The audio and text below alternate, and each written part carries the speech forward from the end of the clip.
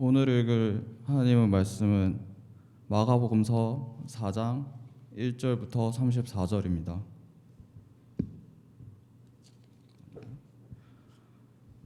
예수께서 다시 바닷가에서 가르치기 시작하셨다.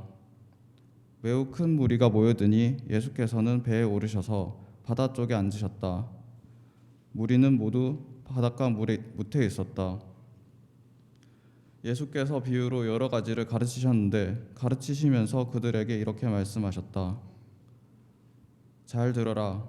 씨를 뿌리는 사람이 씨를 뿌리러 나갔다. 그가 씨를 뿌리는데 더러는 길가에 떨어지니 새들이 와서 그것을 쪼아 먹었다. 또 더러는 흙이 많지 않은 돌짝밭에 떨어지니 흙이 깊지 않으므로 싹은 곧 나왔지만 해가 뜨자 타버리고 뿌리가 없어서 말라버렸다. 또 더러는 가시덤불 속에 떨어지니 가시덤불이 자라 그 기운을 막아버려서 열매를 맺지 못하였다. 그런데 더러는 좋은 땅에 떨어져서 싹이 나고 자라서 열매를 맺었다. 그리하여 30배, 60배, 100배가 되었다. 예수께서 덧붙여서 말씀하셨다. 들을 귀가 있는 사람은 들어라. 예수께서 혼자 계실 때 예수의 주위에 둘러 있는 사람들이 12 제자와 함께 그 비유들이 무슨 뜻인지를 예수께 물었다. 예수께서 그들에게 말씀하셨다. 너희에게는 하나님 나라의 비밀을 맡겨주셨다. 그러나 저 바깥 사람들에게는 모든 것이 수수께끼로 들린다. 그것은 그들이 보기는 보아도 알지 못하고 듣기는 들어도 깨닫지 못하게 하셔서 그들이 돌아와서 용서를 받지 못하게 하시려는 것이다. 그리고 예수께서 그들에게 말씀하셨다. 너희가 이 비유를 알아듣지 못하면서 어떻게 모든 비유를 이해하겠느냐? 씨를 뿌리는 사람은 말씀을 뿌리는 것이다. 길가에 뿌려지는 것들이란 이런 사람들이다. 그들에게 말씀이 뿌려질 때 그들이 말씀을 듣기는 하지만 곧바로 사탄이 와서 그들에게 뿌려진 그 말씀을 빼앗아 간다. 돌짝밭에 뿌려지는 것들이란 이런 사람들이다. 그들은 말씀을 들으면 곧 기쁘게 받아들이기는 하지만 그들 속에 뿌리가 없어서 오래가지 못하고 그 말씀 때문에 환난이나 박해가 일어나면 곧 걸려 넘어진다. 가시덤불 속에 뿌려지는 것들이란 달리 이런 사람들을 가리키는데 그들은 말씀을 듣기는 하지만 세상의 염려와 재물의 유혹과 그 밖에 다른 일에 욕심이 들어와 말씀을 막아서 열매를 맺지 못한다. 좋은 땅에 뿌려지는 것들이란 이런 사람들이다. 그들은 말씀을 듣고 받아들여서 30배, 60배, 100배의 열매를 맺는다. 예수께서 그들에게 말씀하셨다. 사람이 등불을 가져다가 말 아래나 침상 아래에 두겠느냐? 등경 위에다가 두지 않겠느냐? 숨겨둔 것은 드러나고 감추어둔 것은 나타나기 마련이다. 들을 귀가 있는 사람은 들어라. 예수께서 그들에게 말씀하셨다. 너희는 새겨들어라. 너희가 되질하여 주는 만큼 너희에게 되질하여 주실 것이요 덤으로 더 주실 것이다. 가진 사람은 더 받을 것이요 가지지 못한 사람은 그 가진 것마저 빼앗길 것이다. 예수께서 또 말씀하셨다. 하나님 나라는 이렇게 비유할 수 있다. 어떤 사람이 땅에 씨를 뿌려놓고 밤낮 자고 일어나고 하는 사이에 그 씨에서 싹이 나고 자라지만 그 사람은 어떻게 그렇게 되는지를 알지 못한다. 땅이 저절로 열매를 맺게 하는데 처음에는 싹을 내고 그 다음에는 이삭을 내고 또 그 다음에는 이삭의 알찬 나달을 낸다. 열매가 익으면 곧 낫을 댄다. 추수 때가 왔기 때문이다. 예수께서 또 말씀하셨다. 우리가 하나님의 나라를 어떻게 비길까? 또는 무슨 비유로 그것을 나타낼까? 겨자 씨와 같으니 그것은 땅에 심을 때에는 세상에 있는 어떤 씨보다도 더 작다. 그러나 심고 나면 자라서 어떤 풀보다 더 큰 가지들을 뻗어 공중의 새들이 그 그늘에 깃들일 수 있게 된다. 예수께서는 그들이 알아들을 수 있는 정도로 이와 같이 많은 비유로 말씀을 전하셨다. 비유가 아니면 말씀하지 않으셨으나 제자들에게는 따로 모든 것을 설명해 주셨다. 이것은 예수님의 말씀입니다.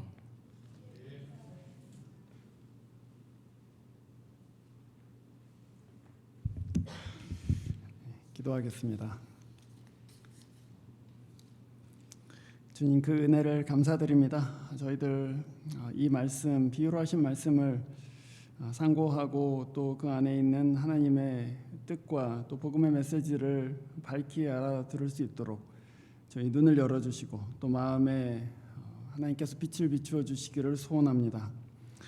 이 말씀 가운데에 저희 각자를 향한 말씀, 또 이 교회를 향한 말씀을 들려주셔서 그 말씀에 반응할 수 있게 해주시고 또한 믿음으로 주 앞으로 나아갈 수 있도록 도와주십시오. 주 예수 그리스도 이름으로 기도합니다.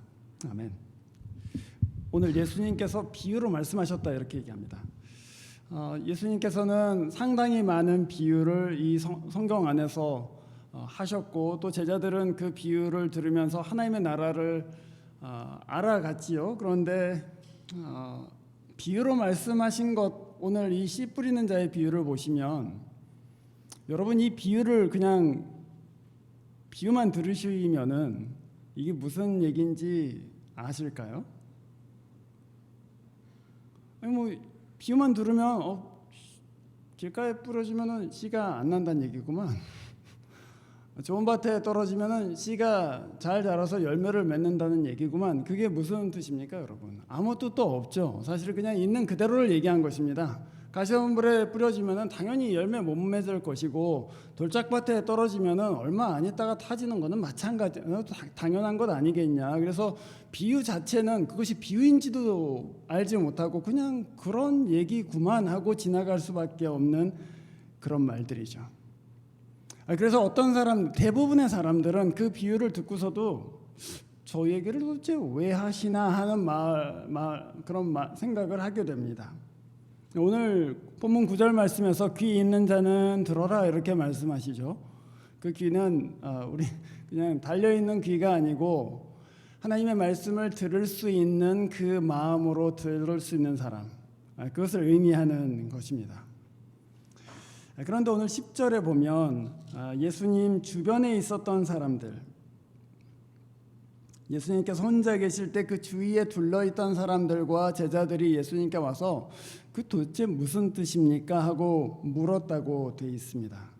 그랬더니 주님이 그 비유의 의미를 밝히 알려주셨다는 것이죠. 그래서 우리가 잘 아는 네 가지 밭의 비유에 대한 설명을 이 비유 다음에 주님께서 주셨습니다. 주께 물었더니 답해 주셨다.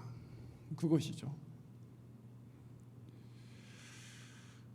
묻지 않았으면 뭐 그냥 그렇단 얘기네 그러고 지나갔으면 이 비유는 그 사람에게는 아무런 상관이 없는 말씀으로 흘려 지나가게 됩니다. 그런데 그 말씀을 듣고 이 무슨 의도가 있어서 하신 말씀일 텐데 나는 깨달을 수가 없으니 주께 가서 물으면 이 무슨 뜻입니까 주님 하고 묻는다면 주님께서는 거기에 대해서 답해 주셨다는 말이죠. 여러분 우리가 지금 여름에 성경 읽기 하고 있지 않습니까? 시편 말씀 지금 지난 주일에 읽고 있는데요. 어떻게 보면 성경 말씀을 읽으면서 그렇다는 얘기네 이렇게 지나가실 수 있습니다. 마치 비유를 보면 그렇다는 얘기구만 하고 그냥 지나갈 수 있듯이. 그런데 그 말씀을 읽으면서 이 무슨 뜻인가 이거? 왜 이 말씀 오늘 아침에 내게 주셨는가 하고 주께 물으면 그 제자들에게는 주님께서 그 말의 의미를 설명해 주시겠다 그런 약속이죠. 그래서 이 문자의 뜻을 이해하는 것이 아니고 이게 이렇다 하고 문자의 뜻을 이해하는 것이 아니고 그 말씀을 내게 하시는 이유가 무엇인지 또 그 말씀을 통해서 나에게 무엇을 원하시는지 그 의도를 내게 설명해 주신다. 그것입니다. 하나님의 나라의 비밀이라는 것은 바로 그것이죠.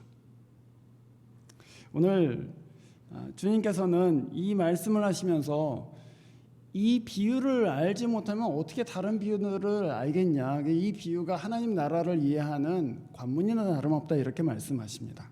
비밀은 제가 볼 때는 두 가지입니다. 첫 번째는 하나님의 나라가 시작되는 것은 그 말씀에 달려있다는 것입니다. 그 말씀이 없이는 하나님의 나라가 너희들 가운데 시작되지 않을 것이다. 그러니 그 말씀은 하나님 나라를 가져오는 생명의 말씀으로만 받아야 된다. 그게 첫 번째 비밀이죠. 그럼 어디 다른 데 갈 필요가 없다. 하나님의 말씀으로 가면 된다. 그 얘기고. 두 번째는 그런데 그 말씀을 어떻게 듣느냐에 따라서 하나님의 나라는 네 인생 가운데 다르게 나타날 것이다. 그것입니다. 그것을 허투루 들으면은 그 말씀의 능력이 전혀 나타나지 않을 것이고 그것을 진지하게 듣고 내 마음 가운데 깊이 심기워 놓으면 그 말씀이 원래 갖고 있었던 하나님 나라의 영광과 능력, 온유함과 평화, 정의 이런 것들이 너의 삶 가운데 활짝 드러나게 될 것이다. 그 얘기입니다. 그 두 가지가 비밀이에요. 그런데 그 비밀은 아까 말씀드렸다시피 누구에게나 열려있는 것은 아니지만 그렇다고 해서 애써 숨기는 것도 아닙니다. 주님 옆에 있었던 사람들, 그래서 이 무슨 뜻입니까 하고 물었던 사람들에게는 주님께서 그 비밀이야 나중에 이렇게 말씀하시지 않고 바로 알려주셨거든요. 또한 이렇게 하나님의 말씀으로 우리들에게 밝히 설명해 주셨습니다. 그러니 여러분 성경 읽을 때에 이 말씀 가운데로 가셔야만 합니다. 이 말씀 가운데로 가셔서 이게 무슨 뜻입니까? 제게 무엇을 의도하고 이 말씀을 하시는 것입니까? 하고 주께 물으셔야만 합니다. 오늘 성경 5장 읽으라고 했으니까 5장 읽었네. 그리고 체크하시는 것은 그 나름대로의 의미는 있지만 그러나 저는 여러분이 한 걸음 더 나가셨으면 좋겠어요. 주님 무슨 뜻입니까? 주님 무엇을 제게 의도하고 계시는 겁니까? 하고 주님께로 나아가 보십시오. 그러면 제자들에게 주님께서 설명하셨듯이 여러분에게도 설명해 주실 것입니다. 4가지 밭을 말씀하셨습니다. 그렇죠? 4가지 밭은 사실은 듣는 자가 어떻게 듣느냐에 관한 비유입니다. 그래서 첫 번째 밭은 길가에 떨어진 밭이라고도 할 수 없는데요. 길가 땅입니다. 그래서 말씀이 떨어지지만 씨앗이 떨어지지만 전혀 거기에 뿌리도 내리지 못하고 그대로 있다가 새가 그 씨앗을 가져갔다 그렇게 얘기했습니다. 무관심한 것을 의미합니다. 말씀에 무관심하거나 무반응한 것을 의미합니다. 평생 그렇다는 얘기가 아니에요. 여러분 우리 신앙생활을 하다 보면 우리 마음이 어떤 때는 하나님께 활짝 열려 있어서 그래서 말씀을 막 받아들이고 또 그 말씀 때문에 은혜도 받고 하지만 또 어떤 때는 이 마음이 너무나도 딱딱해져서 말씀이 들어와도 그냥 무덤덤할 때가 있지 않습니까? 이 말씀이 도대체 나한테 전혀 감동도 되지 않고 또 그냥 말씀이 귀찮아지기도 하고 근데 그런 상태를 의미하는 것이죠. 지금 제자들한테 하신 말씀이기 때문에 이것을 그냥 불신자의 마음이라고 보기는 조금 어려울 것 같습니다. 우리는 그런 때가 있어요. 깨달아지지가 않아요. 그냥. 또는 하나님이 나한테 개인적으로 말씀하신 지가 굉장히 오래됐다. 그런 생각이 드시는 분들도 계실 것입니다. 또는 내가 이 말씀에 대해서 내 마음으로 기뻐하거나 또는 이 말씀 때문에 두려워하거나 또는 슬퍼하거나 한 지가 꽤 오래됐다. 그래서 내가 지금 영적으로 살았는지 죽었는지 사실 잘 모르겠다. 그런 때가 있습니다. 하나님께 반응하지를 않는다 내 마음이. 그것이 지금 이 땅이죠. 그럼 어떻게 해야 될까요? 만약에 여러분이 이 비유를 읽으시면서 내가 지금 그런데 그런 마음이 드시거든 그러면 주님 지금 주님께서 나보고 지금 마음이 딱딱해졌다 이렇게 말씀하시는구나. 주보에 그 구약성경 선지서의 한 말씀을 인용해 놨는데요. 참고 말씀을 한번 보시면요. 요엘서 2장 12절부터 13절의 말씀입니다. 여호와의 말씀에 너희는 이제라도 금식하고 울며 애통하고 마음을 다하여 내게로 돌아오라 하셨나니 너희는 옷을 찢지 말고 마음을 찢고 너희 하나님 여호와께로 돌아올지어다. 옷을 찢지 말고 마음을 찢어라 이렇게 돼 있죠. 어떻게 할 거냐? 저는 이 요엘서 말씀으로 응답해야 된다 그렇게 생각합니다. 이 치료제죠. 이 말씀에 이렇게 돼 있습니다. 너희는 금식하고 오락을 끊으라는 얘기죠. 우리 금식할 때 어떻게 합니까? 할 거 다 하면서 금식하지 않습니다. 오락을 끊어요. 먼저 내가 즐거워하는 일들을 일단 다 끊습니다. 영화 보던 거 끊고 뭐 게임하던 거 끊고 드라마 보던 거 끊고, 왜냐하면 기도할 시간을 내야 되니까, 하나님께 집중해야 되니까 금식합니다. 애통해야 합니다. 애통해야 한다는 것은 자기 마음 가운데 하나님이 너무나도 하나님께 대해서 너무 가난해져 있기 때문이죠. 하나님이 없다는 얘기입니다. 그래서 하나님, 제 마음 가운데 하나님이 계시지 않는 것 같아서 애통합니다. 그 애통한 마음으로 하나님 앞에 나아가죠. 그리고 돌아오라 이렇게 돼 있습니다. 예배의 자리로, 기도의 자리로, 또 하나님의 말씀 듣는 자리로 가는 거예요, 사실은. 그러면서 무엇을 하느냐? 마음을 찢습니다. 옷을 찢는 것이 아니고, 마음을 찢는 이유는 무엇입니까? 말씀이 안 들어오니까 마음을 찢죠. 내 마음이라도 찢어서 하나님의 말씀이 들어오면 그 말씀에 생명이 있으니 이 돌 같은 마음에도 하나님 나라의 생명이 나타날 텐데 내가 마음을 찢어야지 하고 찢는 겁니다, 여러분. 그냥 종교적인 행위로 뭐 금식을 하자는 얘기가 아니고, 정말 내가 하나님, 제가 요새 너무 마음이 드라이하고 딱딱해져서 주의 말씀이 전혀 들어오는 것 같지 않습니다. 그럴 때는 금식해 보십시오. 다 끊고 3일 금식 너무 힘들다 그러면은 아침 금식이라도 하면서 10일 아침 금식한다. 애통해야 하고 하나님 앞에서. 그리고 돌아가자. 그러고서는 말씀으로, 기도로, 예배로 돌아가 보세요. 내 마음을 찢어서라도 내가 마음의 틈을 열고 하나님의 말씀이 들어오실 수 있도록 내 마음을 찢겠다. 그러면 그 딱딱한 마음 가운데 틈이 생기고 예수께서 그 틈 사이로 하나님의 말씀을 깨닫게 해주시는 은혜가 있을 것입니다. 두 번째는 그 돌짝밭에 떨어진 씨앗이죠.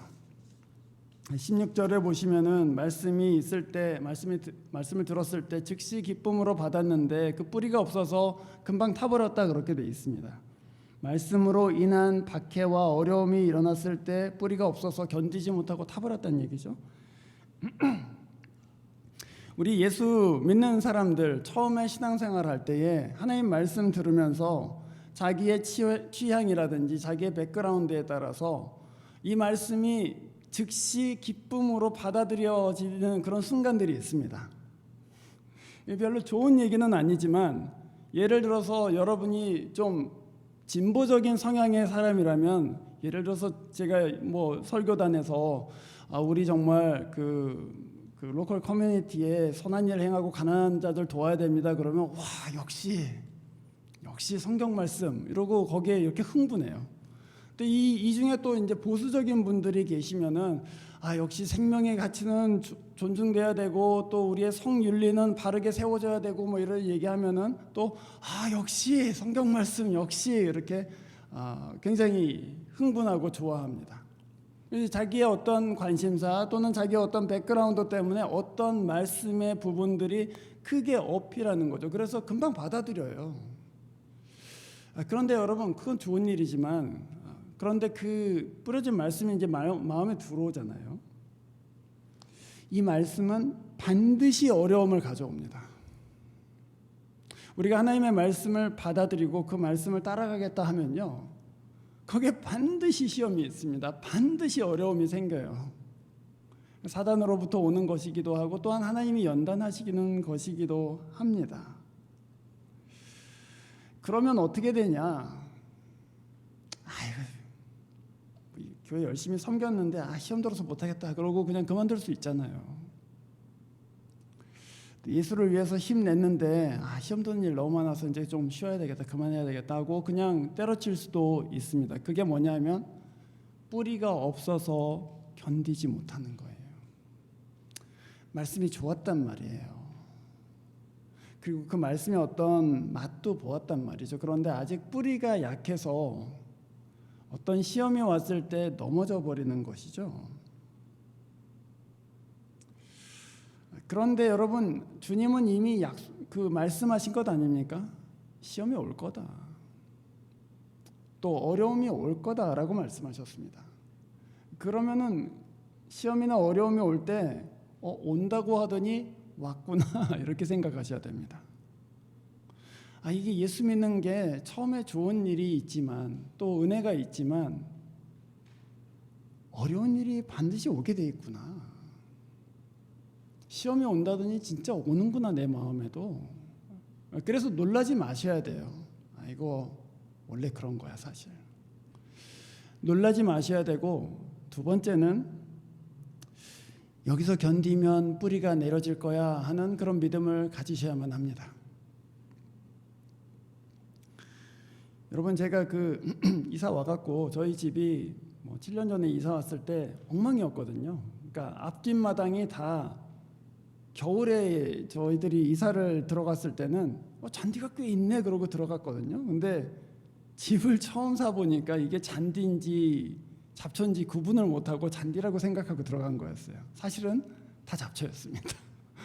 그래서 이제 잔디를 막 가꾸고 그러는데 잔디를 어떻게 가꿔야 되는지 이제 좀 찾아보니까 사람들이 그래요. 매일 물 주면 안 된다. 왜 안 되냐면 매일 물을 주면 잔디가 뿌리를 깊이 내리지를 못한대요. 좀 가물어야지 잔디가 물이 없구나 그러고 밑으로 뿌리를 깊이 내린다는 겁니다. 나무도 마찬가지래요. 나무도 가물면 가물수록 뿌리를 깊이 내려서 어디에 물이 있는가 하고 그 뿌리가 물을 찾아서 내려간다는 것입니다. 우리의 신앙생활도 그러합니다. 어려움이 올 때, 시험 들 때에, 또 힘든 일이 있을 때에, 그때가 사실은 뿌리를 깊이 내리고 예수께로 나아갈 수 있는 그런 때예요.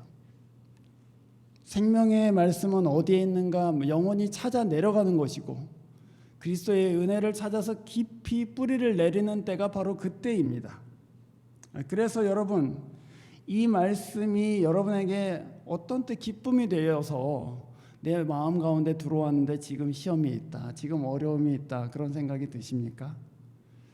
지금이 견뎌야 될 때구나, 지금이 뿌리를 내릴 때구나 라고 생각하시고 조금만 더 견뎌보십시오. 그럼 주님이 그 말씀의 주인이신 그분이 그 말씀을 확증해 주실 것입니다. 내가 지키고 있다, 내가 인도하고 있다, 내가 돌보고 있다, 그것을 분명하게 믿을 수 있도록 증거를 주실 거예요. 그러니 조금만 견뎌보십시오. 그리고 믿음의 뿌리를 내리십시오. 세 번째 밭은 가시덤불이 있는 밭이라고 되어 있습니다. 그래서 세상의 염려와 재물의 유혹 또 욕심이 하나님의 말씀을 막았다 이렇게 되어 있습니다. 본문 19절이죠. 말씀을 막았다 이렇게 되어 있어요. 영어로는 choke, 목을 딱 잡았다는 얘기죠. 그래서 생명이 끊어질 정도로 목을 딱 잡았다 그 얘기입니다. 제가 이제 아침 저녁으로 산책을 하다 보면 저희 집 주변에 저 집 주인 사나 안 사나 그런 집이 있습니다. 그러니까 이 앞에 이제 앞마당에 잡초가 제 허리쯤까지 오는 집들이 있어요. 그러면 이제 의심이 생기잖아요. 집주인 죽었나? 집주인이 어디 독일 갔나? 그런 마음이 들 정도로 아니 저렇게 잡초가 자라는데 그냥 놔두면 어떡해? 그런 집들이 있습니다. 만약에 그렇게 된다면 잔디밭이야 말할 것도 없고 그 뒤에 예를 들어서 작은 채소밭이라도 가꾸고 있다면 그 채소가 되겠습니까, 여러분? 채소 당연히 안 되겠죠, 그렇죠? 네. 아니 그 잡초들이 이렇게 무성하고 태양빛도 다 가리고 물도 다 빨아먹어 버리면 어떻게 다른 채소들이 자라겠냐고요. 우리 마음 가운데에 염려가 우리 마음을 지배하고 있으면, 또 욕심 또는 어떤 재물의 유혹이 우리 마음을 꽉 붙들고 있으면 마치 잡초가 무성하게 피어오른 그런 정원과 같이 되었다는 얘기겠죠. 그러니 예수의 제자들은 이 말씀을 읽으면서 주님이 지금 내 마음속에 있는 그 염려가 제거해야 될 잡초라고 말씀하시는 것인가? 그렇게 생각하실 수가 있습니다. 어떤 분들은 이 말씀을 읽으면서 내 마음이 지금 너무 다른 것으로 인해서 그 중심을 잃어버렸다. 내 마음 밭에 자라서는 안 될 것들이 지금 너무 많이 자라고 있다. 그런 생각이 드시면 지금 주님이 그렇게 말씀하시는 겁니다. 지금 빨리 그거 제거하라고.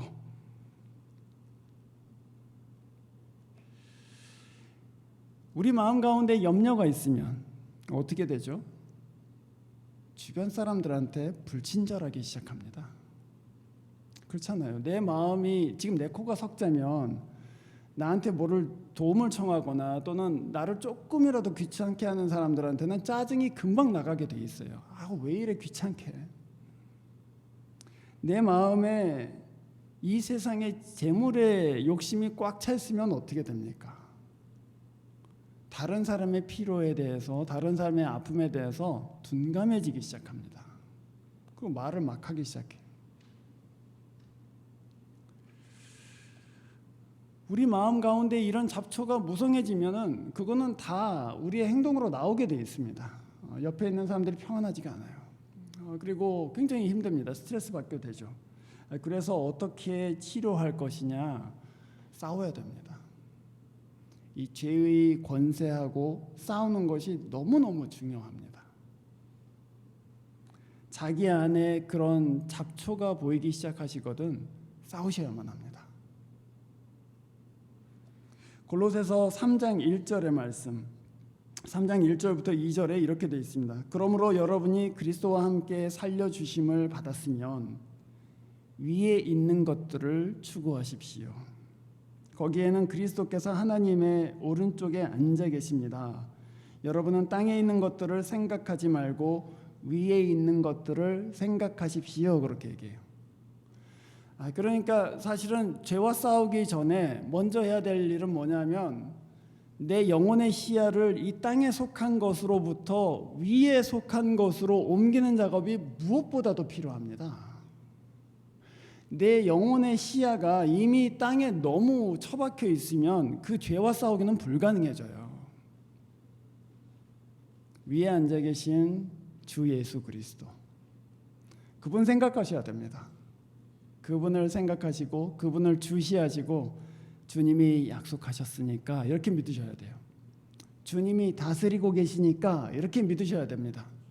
그렇지 않으면 그냥 여러분의 정욕과 싸우려고 하면 싸움이 되지가 않습니다. 왜냐하면 그 능력은 하나님께로부터만 오기 때문이죠. 위에 계신 주님을 바라보십시오. 그분을 생각하십시오. 그리고 땅에 있는 여러분의 정욕과 싸우기 시작하세요. 그러면 잡초를 제거하는 것처럼 그렇게 싸우실 수 있습니다. 그렇게 해서 좋은 밭이 되라는 얘기잖아요. 그렇죠? 그렇게 해서 좋은 밭이 되라. 이 비유는 우리한테 간략하게 3가지 정도를 가르치는 것 같습니다. 그래서 이 비유를 하신 이유는 제자들한테 하나님 나라의 그 말씀의 생명을 맛봐라 하는 그런 의도 때문에 하신 것입니다.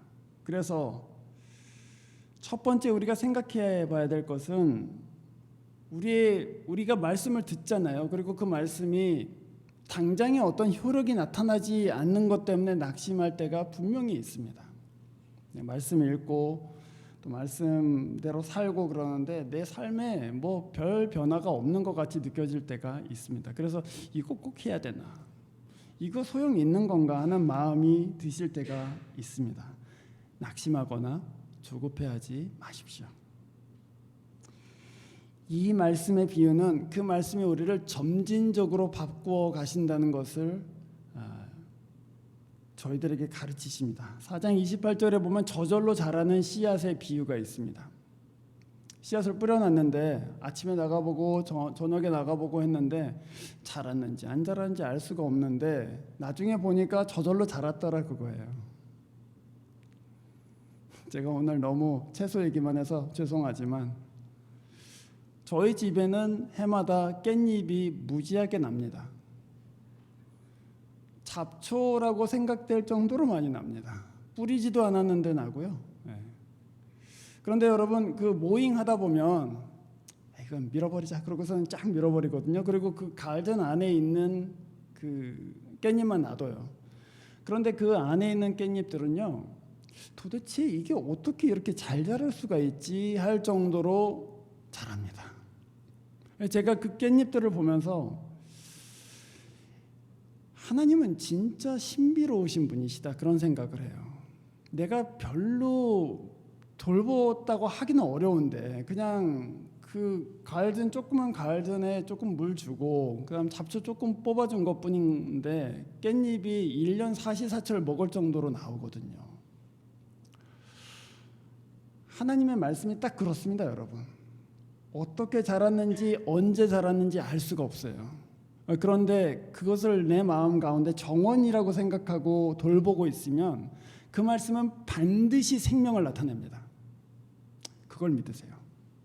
낙심하지 말고 기다려 보십시오. 그 첫 번째. 두 번째는 뭐 연결되어 있는 것이지만 그 말씀의 능력을 믿으십시오. 이 말씀을 내가 붙들고 있으면 그 말씀은 반드시 그 능력을 나타낼 것이다. 그것이 겨자씨의 비유가 가르치는 것입니다. 네 눈엔 작아 보일 것이다. 그러나 네가 그걸 품고 있으면, 네가 그것을 추구하고 있으면, 그것을 네가 믿고 있으면 그것은 겨자씨가 나중에 큰 나무가 되는 것 같이 엄청난 일을 네 인생 가운데 일으킬 것이다. 그거 믿으세요. 딴 거 믿지 마시고, 내가 지금 통장에 넣어둔 돈이 종잣돈이 어떻게 될 거야 그런 거 믿지 마시고, 내 마음속에 붙들고 있는 이 말씀이 결국엔 하나님 나라의 큰 능력과 은총을 주실 것이라는 것을 믿으십시오.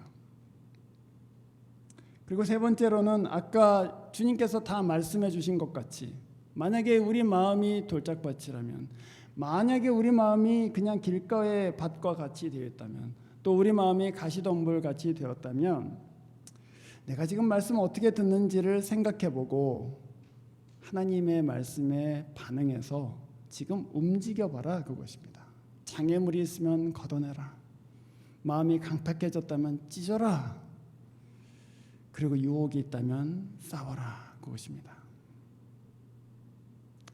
그러면 여러분, 이 하찮게 보이는 하나님의 말씀, 아무 능력도 없어 보이는 말에 불과한 이 하나님의 말씀이 여러분 인생 가운데 하나님의 나라를 맛보게 해주실 것입니다. 이 교회는 그 말씀을 믿고 자라야만 합니다. 이 교회는 그 말씀의 능력을 반드시 경험해야만 합니다. 그 은혜가 여러분 가운데 계속되시기를 주의 이름으로 축원합니다. 기도하겠습니다.